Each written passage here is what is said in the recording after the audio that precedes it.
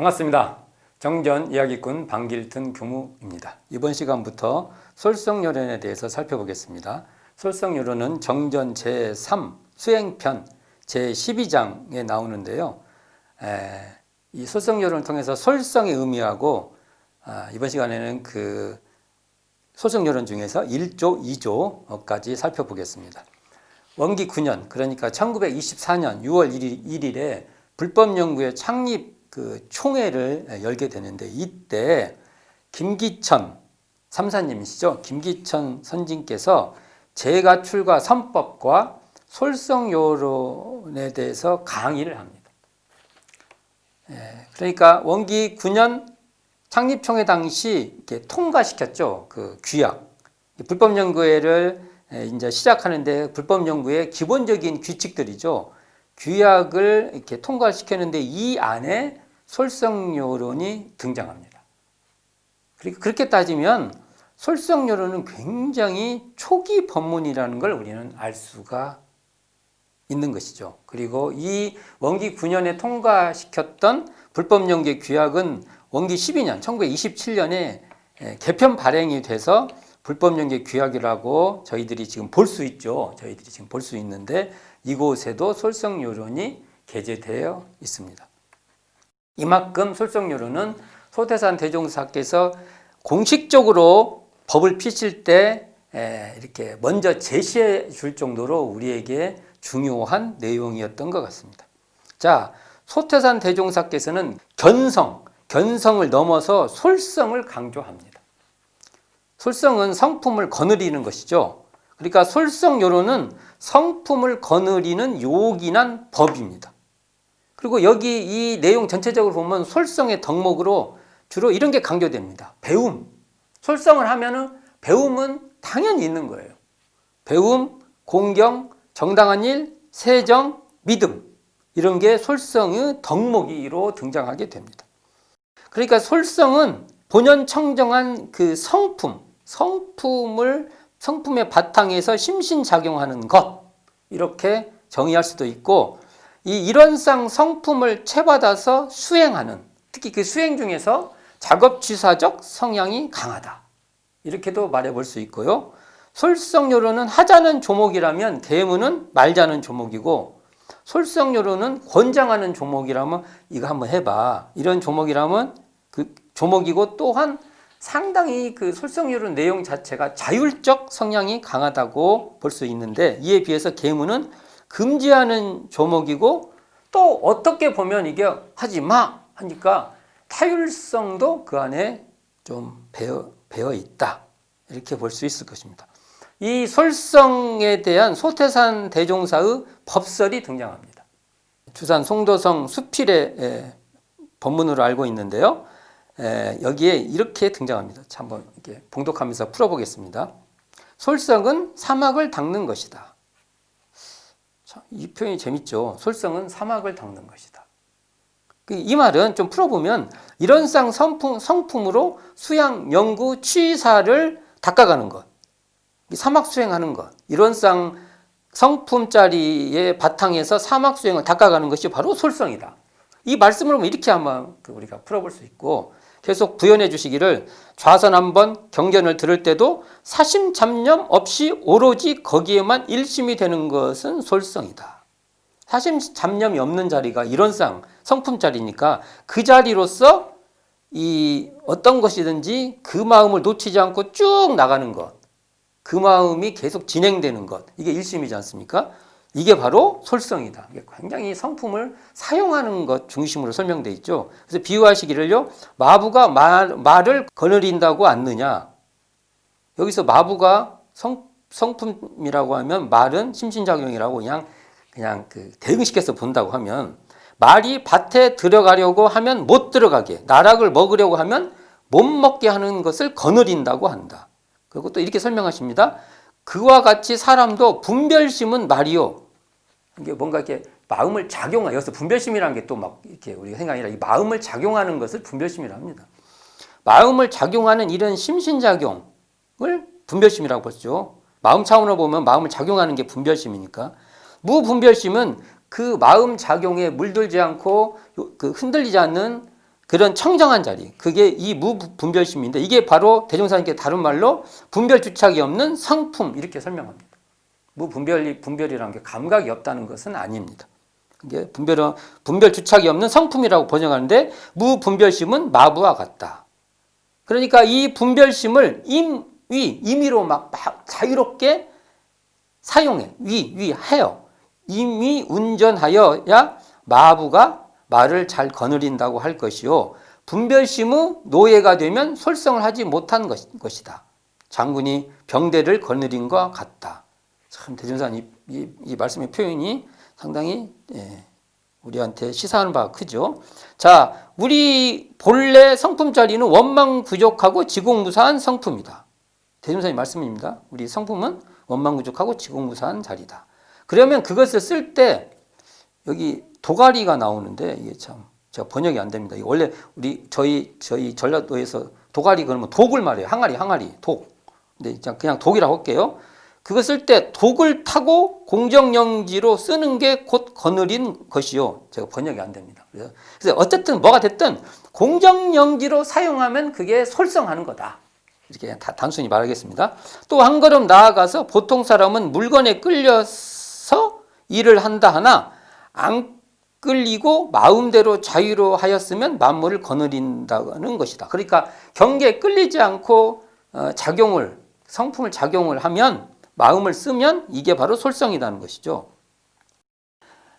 분별 없는 마음이 분별심을 거느린다는 것은 좌선을 할 때 잡념이 나오지 않도록 누르지 않느냐. 이 말은 좌선법에 보면 망념이 쉬고 진성을 기르는 진여의 본성이 드러나도록 하는 것이 바로 그것도 솔성 중 하나라는 것이죠.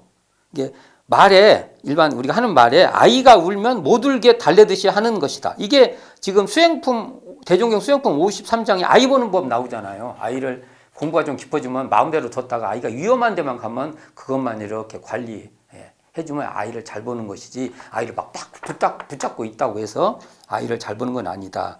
그런 말씀이지 않습니까? 또 경전 시간에 딴 생각 분별이 일어나면 어째야 잘 드니냐.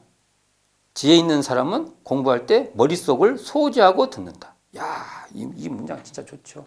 머릿속을 싹 소지하고. 이 바로 그 분별성이 없는 자리에 탁 바탕에서 분별심도 사용한다. 자, 이게 소지한다는 표현이 참 재밌습니다. 결국 분별 주착 없는 각자의 성품을 깨달아서 마음을 잘 사용하는 것이 바로 솔성이다. 이렇게 정의할 수 있을 것입니다. 대종경 불지품 6장에서 대종사께서 송덕조에게 중용의 솔성지도를 해석하여 보라고 하시니 그 송적벽이 사려기를 육아에서는 천리자연의 도에 잘 순응하는 것을 솔성하는 도라 하나이다 하고 말을 하니까 대종사 말씀하시기를 선도에 잘 순응만 하는 것은 보살의 경지요 천도를 잘 사용하여야 부처의 경지니라 하고 하건대 능한 기수는 좋은 말이나 사나운 말이나 다 잘 부려 쓰는 것과 같나니라. 그러므로 범부중생은 육도의 윤회와 12인연에 끌려 다니지만은 부처님은 천업을 돌파하고 거래와 승강을 자유자재하나니라라고 말씀합니다. 그러니까 이게 솔성에도 그냥 순응하는 경지가 있고 그걸 잘 부려 쓰는 사용하는 그런 경지가 있다. 이렇게 볼 수 있다는 것이죠. 자, 이러한 대종사님이 말씀해 준 이 솔성, 결국 솔성은 이론상 성품의 바탕에서 심신작용하는 것이다. 이렇게 한마디로 할 수 있는데 이때 이제 저희들한테 솔성에 저희들 위해서 조목을 탁탁탁 정해서 미리 확보를 시키는 것이 나오는데 오늘은 1조 2조를 살펴보겠습니다. 솔성요론 1. 사람만 믿지 말고 그 법을 믿을 것이요. 이 말은 원불교 신보 제112호에 연재되는 황인천 선진의 내가 내사한 불법연구회라는 곳에 이 솔성요론 1조와 관련된 회고담이 등장합니다. 이게 1조가 된 이유에 대한 회고담인데요. 여기 이렇게 나옵니다. 황희천이 묻습니다. 종사님, 소태산 대종사죠. 종사님도 육신을 가진지라 어느 때인가는 열반하실 텐데 종사님이 열반하신 뒤에도 이 불법연구회가 그대로 계승되어 나갈까요? 이렇게 물으니까 소태산 대종사께서 그렇지 그 의심을 가져야지 대개의 종교단체는 교주 개인을 신봉하고 있는 거로 그 사람이 죽으면 흐지부지 되고 마는 것이 흔한 일이나 이 불법 용기에는 나 개인을 믿기보다 내가 낸 법을 옳다고 신봉하기 때문에 내가 죽어도 내 법은 영원히 계승될 것이요. 여기서 내 법이 뭡니까? 이게 이론상에 근원한 사은사요 삼학팔조, 이게 소태한 대종사의 법이죠. 이렇게 말씀 끝에 참으로 좋은 말을 물었다 하시면서 그 즉시 사무실로 주산 송도성을 불러 그 자리에서 솔성료로 3조, 사람만 믿지 말고 그 법을 믿을 것이요. 이게 처음에 3조로 있었는데 이것을 1조로 바꿔라 라고 하시면서 기뻐하셨다. 이게 이제 황희천의 기억의 회고에 의해서 우리가 알고 있습니다. 이게 처음에는 3조였다가 1조로 올라갔다. 신분 상승 이렇게 되죠. 자, 여기서 법은 무엇이냐? 법이 바로 성품이라는 겁니다. 우리 이론상 성품짜리라고. 그러니까 색신만 믿지 말고 그 법신을 믿으라고도 이것을 불교적 표현으로 바꿔볼 수도 있습니다. 색신, 법신 이렇게 대응시켜서 소태산 대종사의 색신만 볼 것이 아니라 대종사의 법신을 봐야 한다는 것이며 이 법신 자리에서 거기서부터 솟아난 이 대종사께서 내놓으신 이 교법을 믿고 따라야 된다. 이렇게 이 조항을 이해할 수 있을 것입니다. 사람만 믿지 말고 그 법을 또 믿으라고 하니까 또 이걸 이렇게 이해하면 안 된다는 거죠. 사람은 절대로 믿어서는 안 돼. 이렇게 선을 그어버리면 이것도 오류에 빠진다는 거죠. 사람은 스승입니다. 스승을 통해서 법을 알게 되고 믿게 되므로 그 스승은 우리가 소중히 존중해야 된다. 다만 스승에게만 믿음이 그쳐 있으면 안 되고 스승을 통해서 스승의 법신도 드러나고 스승이 말씀하신 그 자리, 깨달으신 그 자리 또 우리가 알아내야 되고 그걸 통해서 나의 법신도 드러내고 그리고 상대의 법신도 모실 줄 알아야 한다. 그러니까 법의 몸, 우리로 말하면 이런 성품짜리를 드러낼 줄 알아야 된다. 그러므로 소태사는 당신은 우대하고 존숭할 수는 있어도 신앙의 대상은 될 수 없다라고 선을 그어버립니다. 한제자 여쭙기를 이게 이제 대종경 변입품 22장 보면 이 내용이 나오는데 한제자가 여쭈어요. 우리는 불상숭배를 개혁하였사오니 앞으로 어느 때까지든지 대종사 이하 역대 법사의 기념상도 조성할 수 없사오리까? 대종사 말씀하십니다. 기념상을 조성하여 유공인을 기념할 수는 있으나 신앙의 대상으로 삼지는 못하리라. 우리가 이렇게 기념하고 존중하고 이것은 돼도 신앙의 대상으로는 안 된다. 그렇게 보는 거죠. 정산용사법어 예도법 11장에서 이걸 우리에게 정확하게 다시 한번 짚어주시죠. 신앙하는 도가 둘이 아니나 구분하여 말하자면 법신불 신앙은 진리적 신앙이요 인격 부처님 신앙은 교법적 신앙이라고 할 것이니라. 그러니까 교법적 신앙이라는 것은 우리가 존중하고 신봉하는 것이죠. 그러나 진리적 신앙이야 이게 우리가 신앙의 대상이 될 수 있다 이 말입니다. 최초법어 제가의욕법 4조에 사람이란 거기에 보면은 사람이란 심리 밝혀주는 도덕의 스승이라고 나옵니다. 여기서 보면 법이란 그 스승이 법을 펴신 그 마음 당체를 가리킵니다. 본질적으로 가르친다는 거죠. 그러니까 이 말은 이제 이게 우리는 화신불, 겉으로 나타난 이 화신불에서 법신불로 관심이 미쳐가야 된다고 말을 할 수 있죠. 그러니까 절에 가면은 등산불이 있으면은 그걸 보고 그걸 통해서 법신불을 봐야 된다. 이렇게 말할 수 있죠. 그런데 원불교 입장은요, 어찌 보면 처음부터 그렇게 안 해요. 어떻게 하냐? 법신불을 통해서 법신불로서 화신불까지 봐버려요. 와, 이게 바로 소태산 대종사께서 법신불 이론상을 우리에게 모시도록 한 이유일 것 같습니다. 그러니까 법신불 이론상은 또 뭐라고 말해요? 신불 이론상, 심체 이론상 이렇게도 말하지 않습니까?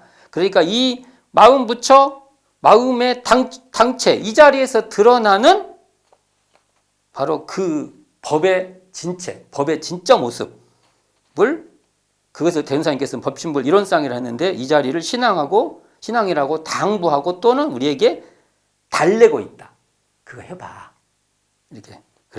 이 일조는 그렇게 볼 수 있어서 우리는 일조를 통해서 화신불도 볼 줄 알고 화신불을 통해서 법신불도 볼 줄 알고 아예 법신불 이론상 그 자체로 그냥 화신불 자체를 다 그냥 법신불화해서 볼 수 있는 그러한 우리의 눈이 필요하다. 자, 솔성령은 2조입니다. 10사람의 법을 응하여 제일 좋은 법을 법으로 믿을 것이요.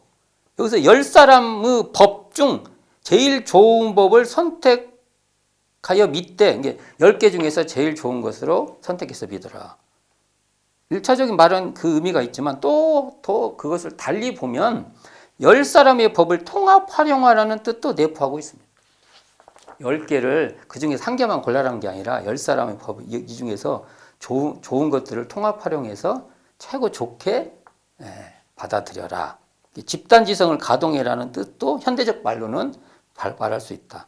이 말씀을 소태산 대종사께서는 교법부 총설에서 모든 종교의 교지도 이를 통합하려 광대하고 원만한 종교 신자가 되라고 이렇게 명시하고 있습니다. 여기서 모든 종교의 가르침도 통합 활용하라는 말이 나오는데 통합 활용이 바로 10사람의 법을 응하여 제일 좋은 법으로 믿는 것입니다. 제일 좋은 법은 바로 통합 활용된 법이다. 이렇게 말해볼 수 있을 것입니다. 이걸 실제로 대종사님께서 저희에게 제시해 줍니다. 원불교 교사 교법부 연원에서 실례를 보여주신데 당신이 실제로 보여주는데 대각후에 동서양의 경전들을 열람하죠. 한 15권 정도 되는데 열람하신 후 말씀하시기를 모든 경전의 뜻이 되게 적절하여 별로 버릴 바가 적으나 그 중에서 진리의 심천이 없지 아니한 바 그 근본적 진리를 밝히려는 불법이 제일이라. 서가모니 불은 진실로 성인들 중에 성인이라 하시고 이렇게 말씀합니다. 자동차 회상을 열 때에도 불법으로 주체를 삼고 모든 교법도 마땅한 바를 따라 응용하여 완전무결한 큰 회상을 이 세상에 건설하리라고 내정하셨다. 내정했다는 거죠. 그러니까 이 10사람의 법을 응해서 제일 좋은 법을 믿을 것이요의 어떤 소태산 대종사의 신뢰가 아닌 실지의 그러니까 모든 교법도 마땅한 바가 있으면 통합 활용하겠다. 이러한 예가 바로 이 조항과 관계가 있을 것입니다. 자, 여기서 우리가 성품을 거느리면 솔성을 하면 10사람 응해서 제일 좋은 법으로 믿는 것입니다. 솔성을 하면은 이렇게 해요. 만일 모든 사람을 응하여 좋은 점을 수렴하는 사람을 성품이 가동되면 분별주착이 없는 각자의 성품이 가동되면 10사람을 보면 그것이 다 좋은 점을 수렴하는 것이 너무 자연스럽게 되는 것인데 만약 이렇게 안 돼요.